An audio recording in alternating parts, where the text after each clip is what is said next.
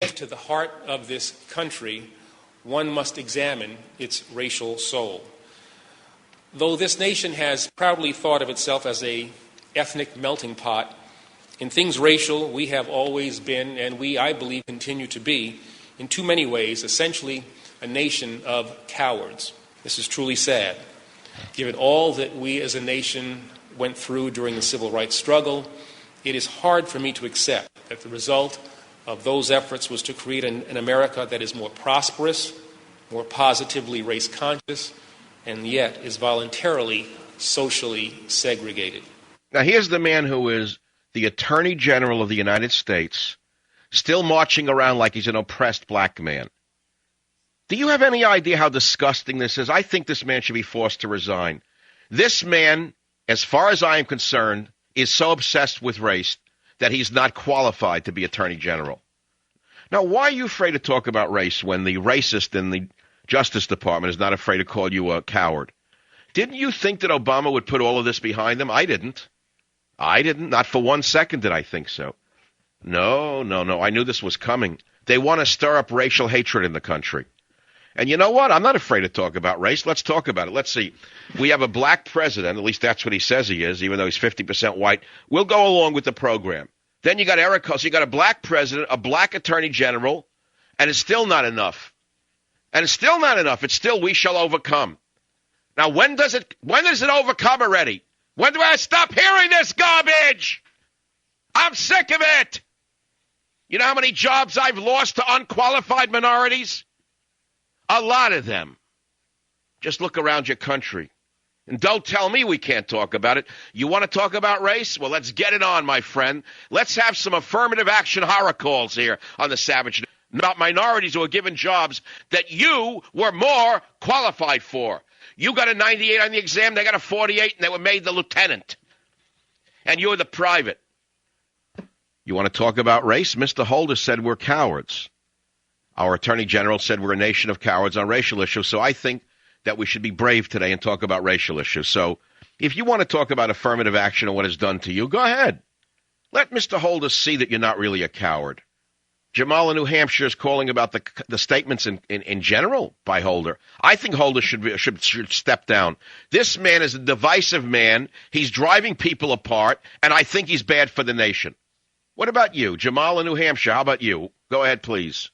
Michael, I am so friggin' outraged. I'm a Gulf War veteran, the first war. My stepson, 15 months in Iraq, and we are absolutely disgusted. And, you know, we've been putting up enough with the crap that's been going on, the raping of this country the last 30 days, and this is it. This is where we draw the line. It's got to stop. I'm telling you, people talk revolution. I think this country's been taken over by a racist gang, if you want to know the truth. And I want that to go out on the air. You can quote me on that.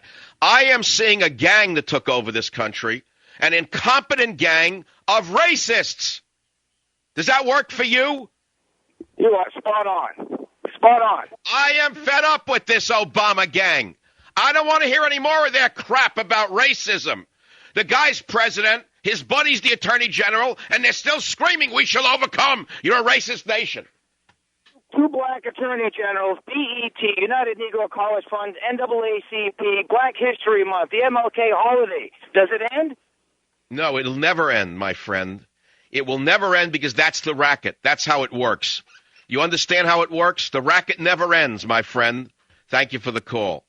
This is the last straw for me. There's only so much anybody can take. I've never seen anything like it. And if you want to hear what a racial coward is, you're not going to hear it on the show today. Eric Holder says we're a nation of cowards on racial issues. He then says no matter how far we've come, there is voluntary social segregation. I will remind him that colleges are socially segregated because the ethnic minorities want their own graduations, they want their own dining areas, and they want nothing to do with the European American. By and large, that's what's been going on. And if he doesn't understand that the minorities are segregating themselves on colleges, for example, then the man understands nothing. Nothing whatsoever. How can this man act rationally as our Attorney General for all of America when he obviously harbors such racial enmity towards white people? San Diego, Brian, you're on the Savage Nation. Good afternoon, sir. Thank you for taking my call. I want to tell you, Dr. Savage, I was offended and outraged by his comments, and I'm a military vet of 20 years, retired. And let me tell you something, sir. In 1978, I grew up in poor Mississippi. My dad was a truck driver. My mom stayed at home. We had no money.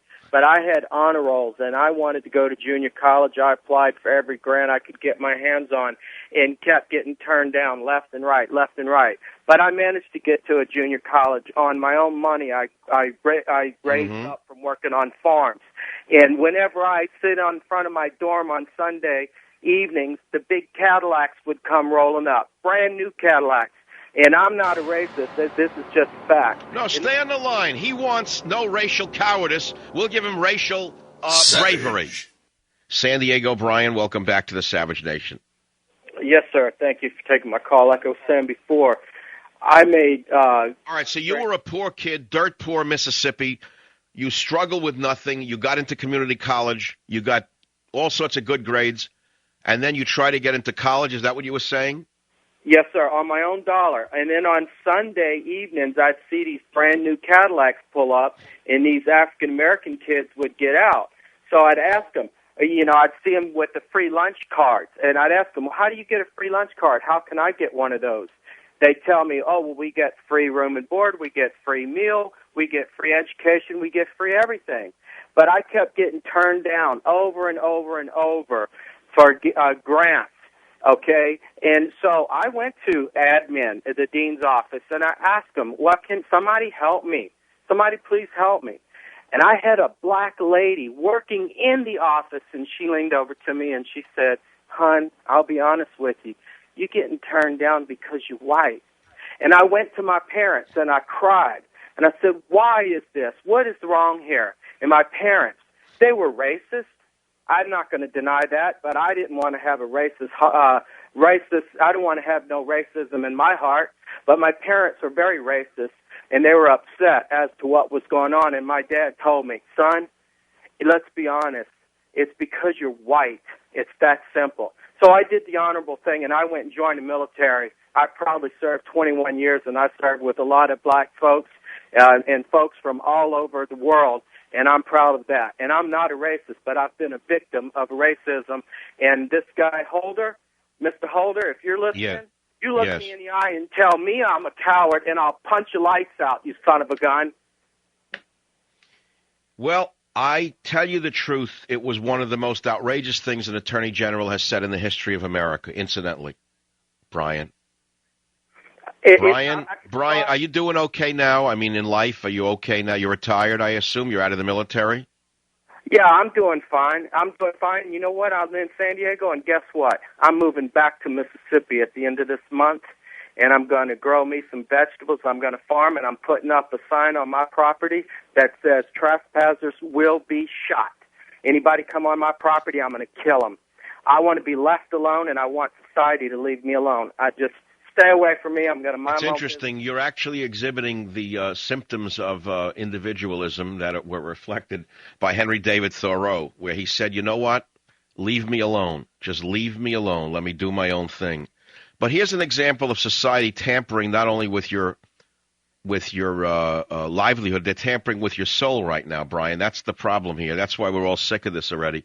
We're only 1 month into the new Obama administration, and we're starting to feel the rumblings of an America that none of us ever thought would emerge.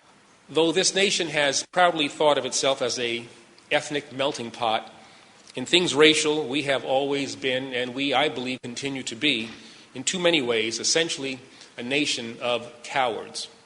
When do I stop hearing this garbage? I'm sick of it!